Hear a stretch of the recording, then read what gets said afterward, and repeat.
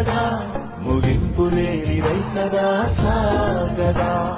నిస్వార్థమెంత గొప్పదో ఈ పదము రుజువు కట్టదా. సిరాలు లక్ష వంపదా చిరాక్షరాలు రాయదా. నిశీధి ఎంత చిన్నదో నీ కంటి చూపు చెప్పదా. నీలోని వెలుగు పంచగా విశాల నింగి చాలదా. మనుష్యులందు నీ కథ మహర్షిలాగా సాగదా. మనుష్యులందు నీ కథ మహర్షిలాగా సాగదా.